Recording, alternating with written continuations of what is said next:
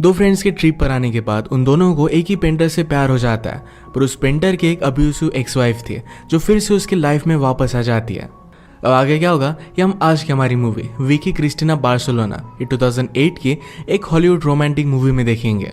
ये प्यार वो एक बहुत ही अच्छी कमेंट्री कर जाती है, तो अंत तक इस वीडियो को जरूर देखिएगा। अगर आपको वीडियो अच्छा लगता है तो प्लीज़ इसे लाइक और कमेंट जरूर कर दीजिए। बिना किसी देरी के एक्सप्लेनेशन स्टार्ट करते हैं। मूवी स्टार्ट होती है और हम हमारी मेन कैरेक्टर्स विकी और क्रिस्टीना को देखते हैं। ये दोनों एक दूसरे की बहुत अच्छी फ्रेंड्स थी। इन्होंने डिसाइड किया कि समर ब्रेक अपना बार्सिलोना में स्पेंड करेंगे। विकी के कुछ रिलेटिव्स थे जो उन्हें अपने घर पर वेलकम करते हैं। इन दोनों के ख्यालात तो बहुत सारे मिलते थे, पर प्यार को लेकर इनके व्यू पॉइंट बहुत ही अलग अलग थे। विकी को प्यार में हमेशा एक सेफ्टी अच्छी लगती थी। वो एक कन्वेंशनल मैन चाहती थी जो उसे प्रोवाइड कर सके। इसी के ऑपोजिट में क्रिस्टीना एकदम अलग थी। वो प्यार पाने के लिए रिस्क लेना चाहती थी। उसके पेरेंट्स की जो रिलेशनशिप थी वही रिलेशनशिप वो नहीं चाहती थी। बहुत सारे एक्सपेरिमेंट कर उसे जिस तरीके से पार्टनर चाहिए उसी तरीके से पाने के लिए वो बहुत ही जिद्दी थी। ये दोनों विकी के रिलेटिव्स के पास आए। इनका घर बहुत ही ब्यूटीफुल था। लंच के वक्त बात करते हुए क्रिस्टीना ने एक 12 मिनट की लव के ऊपर एक शॉर्ट फिल्म बनाई थी। इसके बारे में जिक्र होता है। क्रिस्टीना को लगता है कि वो अच्छी फिल्म मेकर नहीं है, वो सिर्फ आर्ट को अप्रिशिएट कर सकती है। रिलेटिव्स का नाम था जूडी और मार्क। जूडी को लगता है कि क्रिस्टीना को एक लड़का बहुत ही पसंद आएगा, तो उसके साथ उसकी डेट फिक्स करती है। ये दोनों एक बहुत ही अच्छी सी बोट लेकर डेट पर गए, पर क्रिस्टीना को इतना अच्छा नहीं लगता। विकी को यहाँ का आर्किटेक्चर और म्यूजिक बहुत ही पसंद था, तो यही सब देखते और सुनते हुए वो अपना टाइम यहाँ पर स्पेंड करती थी। एक दिन ये सब एक आर्ट एग्जीबिशन में आए। क्रिस्टीना एक आर्टिस्ट को नोटिस करती है जिसका नाम था जॉन। ये हमारा और एक मेन कैरेक्टर है। इसके बारे में क्रिस्टीना ने जूडी से पूछा। जूडी कहती कि वो एक पेंटर है। अभी अभी उसका एक बहुत ही बड़ा डिवोर्स हुआ है। उसकी वाइफ ने उसे मारना चाहा था। क्रिस्टीना को बहुत ही पसंद आया था। रात में क्रिस्टीना और विकी एक जगह पर जब डिनर करने के लिए गए थे, तो वहीं पर जॉन डिनर करने के लिए आया हुआ था। वो बार बार उसे देख रही थी और विकी से कहती कि ये तो वही पेंटर है। विकी ने कहा कि प्लीज उसे कुछ भी सिग्नल मत दो। फिर भी क्रिस्टीना जॉन को बार बार देख ही रही थी, तो जॉन आकर क्रिस्टीना को अप्रोच करता है। उसने क्रिस्टीना से पूछा, तुम्हारी आंखों का कलर क्या है? क्रिस्टीना कहती कि ब्लू है। जॉन फिर उसे एक ऑफर देता है। कहता है कि मैं ओविडियो जा रहा हूँ, आज रात मैं यहाँ से फ्लाइट लूंगा और वीकेंड वहां पर ही स्पेंड करूंगा। मैं चाहता हूँ कि तुम दोनों मेरे साथ चलो। विकी को यह बात बहुत ही अजीब लगी। वो कहती कि ऐसा कैसे कर सकते हैं, हम वहां पर करेंगे क्या? जॉन ने कहा कि हम वहां पर एंजॉय करेंगे, आसपास की चीजें देखेंगे, अच्छा डिनर करेंगे और इसके बाद हम सब मिलकर एक दूसरे से प्यार करेंगे। विकी ने इसके लिए उसे साफ साफ मना कर दिया। जॉन ने कहा कि जिंदगी बहुत ही छोटी है और हमें इस तरीके से उसे वेस्ट नहीं करनी चाहिए। विकी ने कहा कि अगर तुमने हमें सिर्फ ड्रिंक के लिए पूछा होता तो ये बात ठीक थी, पर अब तुम अलग सिटी में डायरेक्टली प्लेन से उड़ाकर हमें लेकर जाना चाहते हो, ये कुछ ठीक नहीं है। जॉन क्रिस्टीना से पूछता है, क्या ये हमेशा इसी तरीके से ओवर एनालाइज करती है? क्रिस्टीना एक्साइटेड थी तो उसके साथ आने के लिए रेडी हो जाती है। विकी क्रिस्टीना के लिए केयर करती थी, इस तरीके से अकेले उसे वो जाने नहीं दे सकते, तो इसीलिए उसी के साथ वो आए। ये जब एक छोटे से प्लेन में जा रहे थे तो बारिश भी स्टार्ट हो गई थी, पर जॉन इससे थोड़ा सा भी नहीं डरता। वो तो क्रिस्टीना को लेकर मजाक कर रहा था कि तुम भी ये प्लेन उड़ा सकती हो, एक कार की तरह है। ये एक अच्छे से होटल पर आए। विकी और क्रिस्टीना अलग रूम लेते हैं। जॉन उन्हें अलग अलग जगह पर लेकर जाता है। प्यार के बारे में बात करते हुए उसने कहा कि प्यार हमेशा बहता रहता है। हम किससे प्यार करें ये हम डिसाइड नहीं कर सकते, हमें लाइफ को एंजॉय करना चाहिए। क्रिस्टीना को हमेशा ये सब चीज़ें बहुत ही अच्छी लगती थी, तो उसका अच्छा टाइम गुजर रहा था। रात में जॉन उन दोनों को अपने रूम में बुलाता है, पर विकी ने कहा कि मैं एंगेज्ड हूँ और मैं यहाँ से जा रही हूँ। क्रिस्टीना उसके साथ चलने के लिए मान जाती है। जॉन ने क्रिस्टीना से पूछा कि तुम किस तरीके का पार्टनर चाहती हो? क्रिस्टीना कहती कि मुझे पता नहीं है, जिन भी मैं रिलेशनशिप में थी उसके बाद मुझे पता चला कि इस टाइप की रिलेशनशिप मुझे नहीं चाहिए। इसके बाद ये दोनों इंटीमेट होने लग गए, पर अचानक से क्रिस्टीना की तबीयत खराब हो जाती है। उसे अल्सर की प्रॉब्लम थी और आज उसने बहुत ही ज़्यादा ड्रिंक कर लिया था, तो इस वजह से अब 1-2 दिनों के लिए उसे रेस्ट करना पड़ेगा। अब घूमने के लिए सिर्फ विकी और जॉन ये दोनों अकेले ही थे। जॉन ने विकी को सॉरी कहा कि उसे क्रिस्टीना की कंडीशन के बारे में पता नहीं था। विकी कहती को इसी तरीके से केयरलेस है, इसी वजह से मैं यहाँ आने से डर रही थी। इसके बाद जॉन विकी को अलग अलग प्लेसेस पर लेकर जाता है। उसने कहा कि मेरे फादर यहीं पर रहते हैं, पर अगर तुम्हें बोर हो रहा होगा तो हम वहाँ पर नहीं जाएंगे। विकी कहती कि हमें उनसे मिलना चाहिए।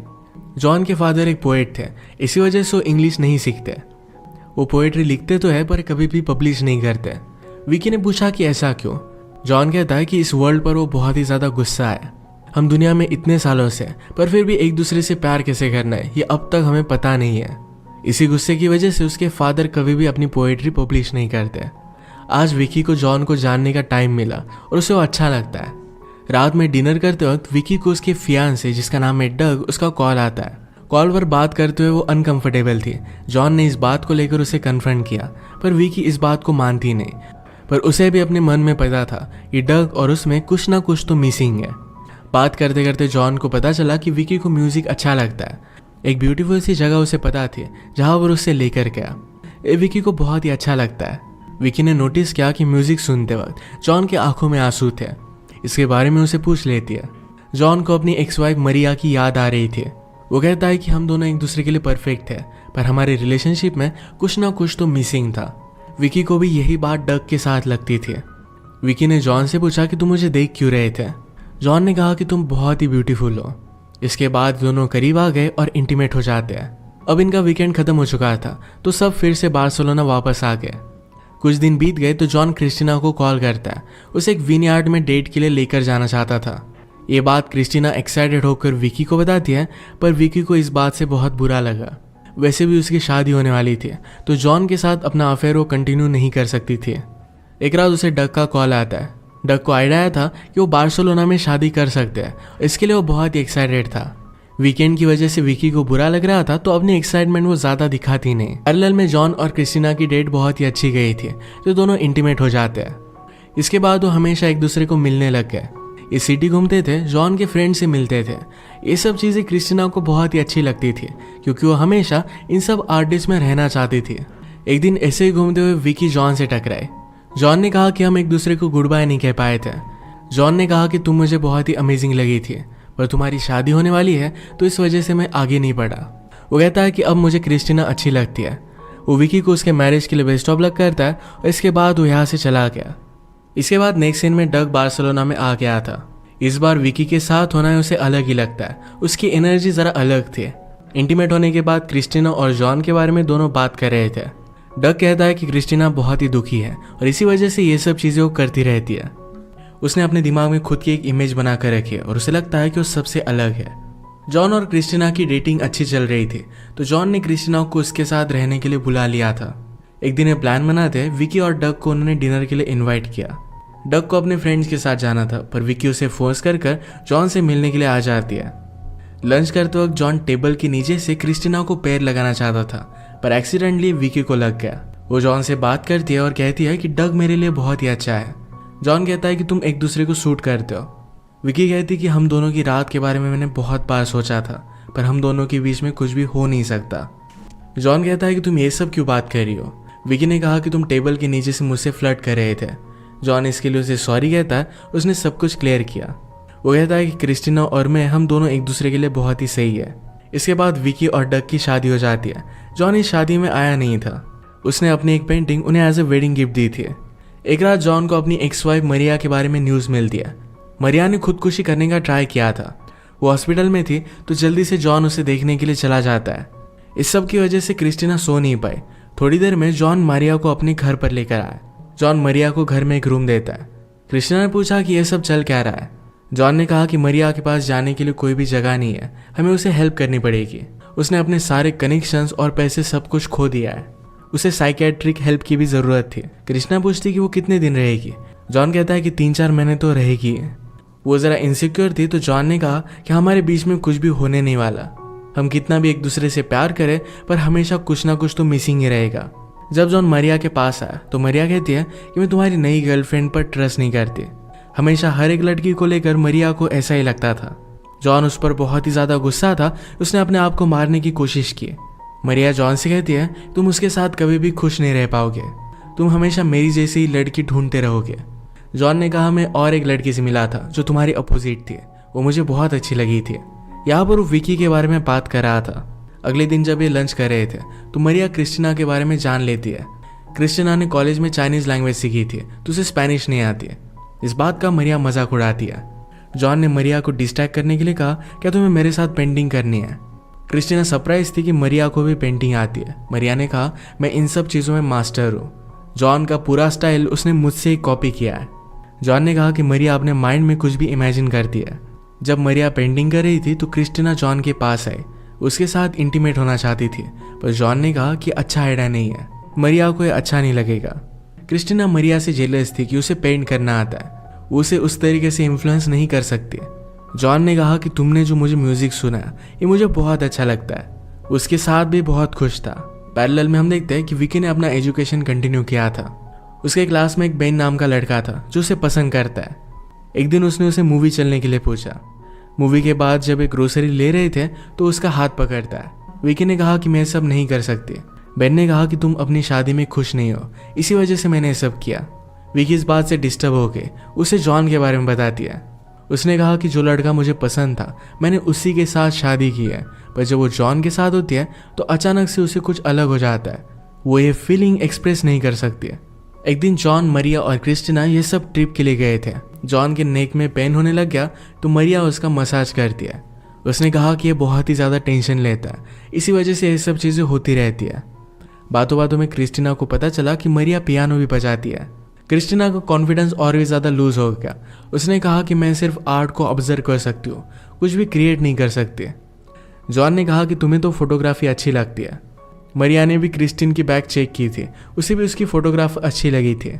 इसके बाद जॉन और मरिया ये दोनों क्रिस्टीना को इनकरेज करते हैं। उन्होंने उसे अलग अलग टेक्निक सिखाई। मरिया के कहने पर क्रिस्टीना ने एक ओल्ड कैमरा भी बाय कर लिया था। वो उसकी बहुत सारी फोटोज निकालती है। पैरेलल में हम देखते हैं कि विकी डग के फ्रेंड्स के साथ वीकेंड स्पेंड करती है, पर उसे यह सब अच्छा नहीं लगता। एक दिन उसके रिलेटिव जूडी की यहाँ पर पार्टी थी। वहाँ पर उसने जूडी को किसी और आदमी के साथ देखा। जूडी विकी को समझाती कि जो तुमने देखा वैसा कुछ भी नहीं है, मेरा उस आदमी के साथ अफेयर नहीं चल रहा, पर फिर भी अपनी शादी से खुश नहीं है। बहुत सारे साल हो चुके, वो अपने हस्बैंड से प्यार नहीं करती। उसने अपनी थेरेपिस्ट के साथ भी बात की थी। थेरेपिस्ट ने कहा किसी और के साथ अफेयर करना ये इस बात का सोल्यूशन नहीं है। यही सेम सिचुएशन से विकी गुजर रही थी। नेक्स्ट सीन में हम देखते हैं कि क्रिस्टीना को लगने लग गया था कि वो मरिया और जॉन के बीच में आ रही है। मरिया कहती कि ऐसा कुछ भी नहीं है, तुम हमारे बीच हो, इसी वजह से सब कुछ ठीक ठाक चल रहा है। वैसे तो हम दोनों बहुत ही ज़्यादा झगड़ते रहते हैं। क्रिस्टीना ने कहा कि क्या तुम जेलस नहीं होती। मरिया कहती कि तुम दोनों को देखकर मुझे फिर से फीलिंग्स आने लग गई है। क्रिस्टीना ने कहा कि अगर तुम दोनों को इंटीमेट होना है तो इससे मुझे कुछ भी प्रॉब्लम नहीं होगा। पहले तो थोड़ी सी डिस्टर्ब हुई थी, पर बाद में इस बात को जाने देती है। इस सारी सिचुएशन के बारे में उसने विकी से बात की। क्रिस्टीना को लग रहा था कि एक साथ 3 लोग रिलेशनशिप में रह सकते हैं। ये सारी बातें डग को बहुत ही अजीब लगी। क्रिस्टीना ने कहा कि मैं जब उनके साथ होती हूँ तो मेरा आर्टिस्टिक टैलेंट बाहर आता है। वो भी अच्छे अच्छे फोटोज लेने लग गई थी। एक दिन डार्क रूम में क्रिस्टीना और मरिया ये दोनों भी इंटीमेट हुए थे। ये सब बातें क्रिस्टीना को थोड़ी भी अजीब नहीं लगती, पर डग को ये सब बहुत ही अजीब लग रहा था। क्रिस्टीना कहती कि सब कुछ चीज़ एकदम फ्लो में हो गई, इसके बारे में वो ज़्यादा सोचना नहीं चाहती। इन तीनों की रिलेशनशिप ऐसे ही आगे बढ़ी। ज़रा टाइम गुजर गया और फिर क्रिस्टीना को अलग फीलिंग आने लग गई। हमेशा ब्रेकअप करने से पहले उसे जो लगता था वही अब लगने लग गया था। वो इस टाइप की रिलेशनशिप में अब नहीं रहना चाहती थी। वो ये सब चीज़ें जब उन्हें बता देती है तो मरिया इससे बहुत ही अपसेट हो गई थी। जॉन उसे संभालता है और कहता है हर कोई यहाँ पर पीस ढूंढना चाहता है। अगर क्रिस्टीना हमारे साथ नहीं रहना चाहती है तो ये भी ठीक ही है। शायद जिंदगी के मोड़ पर वो फिर से मिलेंगे। नेक्स्ट सीन में हम देखते हैं कि विकी जॉन को लेकर जो भी फील कर रही थी ये सारी चीज़ें जूडी को बता देती है। जूडी को लगता है कि विकी को अपना हैप्पीनेस ढूंढना चाहिए, जॉन के पास वापस जाना चाहिए। विकी इस बात को लेकर बहुत ही अनश्योर थे। वो अपनी एक सेफ फ्यूचर को छोड़कर जॉन के पास कैसे जा सकती है। जूडी उसे फोर्स करने लगे तो विकी कहती है तुमने खुद कुछ नहीं किया और इसी वजह से तुम मुझे फोर्स करना चाहती हो। क्रिस्टीना के जाने के बाद मरिया और जॉन के बीच में फिर से फाइट्स होने लग जाती है। मरिया फिर से उसे छोड़कर चली गई। जूडी चाहती थी कि विकी और जॉन फिर से मिले, तो अपने फ्रेंड की हेल्प लेकर उसने एक पार्टी रखी। पार्टी में दोनों एक दूसरे से मिलते हैं। जॉन ने कहा कि मैं अब मरिया और क्रिस्टीना के साथ नहीं हूँ। विकी ने कहा कि मैं डग के साथ खुश हूँ। जॉन कहता है कि तुम झूठ कह रही हो, कल मुझे आकर लंच के लिए मिलो। विकी इन सब बातों की वजह से डर गई थी। अगले दिन वो डग के साथ बाहर थी तो जॉन ने उसे फिर से कॉल किया। डग पूछता है कि किसका कॉल था। विकी ने कहा कि वो मेरे टीचर का था। कंट्री से जाने से पहले वो मुझसे मिलना चाहता है। तो डग कहता है कि तुम्हें जाना चाहिए। विकी फिर अच्छे से रेडी हुई और जॉन के पास आई। इनका लंच बहुत ही अच्छा था।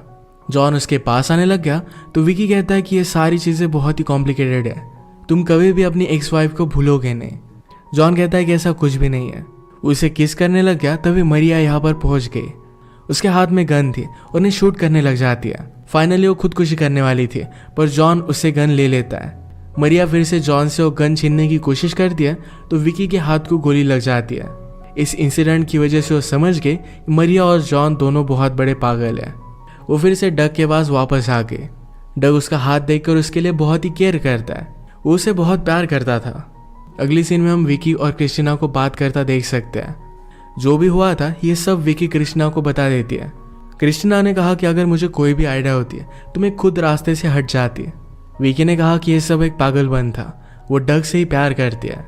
इसके बाद ये सब मिलकर फिर से अमेरिका वापस चले जाते हैं। ये मूवी हमें बता कर जाती है कि प्यार एक कमिटमेंट होता है। अगर हम हमारे इंस्टिंक्ट को फॉलो कर कर कुछ भी करने लग गए तो इसका अंत अच्छा नहीं होता। इसी के साथ आज का वीडियो हम खत्म करते हैं। अगर आपको एक्सप्लेनेशन अच्छा लगा तो प्लीज़ इसे लाइक और कमेंट जरूर कर दीजिएगा। मैं बहुत सारी मूवीज़ लेकर आता रहता हूँ, तो प्लीज़ इस चैनल को सब्सक्राइब कर दीजिए और बेल नोटिफिकेशन आइकॉन दबाना मत भूलिएगा। हम फिर से मिलेंगे और एक नई मूवी के साथ। तब तक के लिए थैंक यू और आप अपने आप का ख्याल रखिए।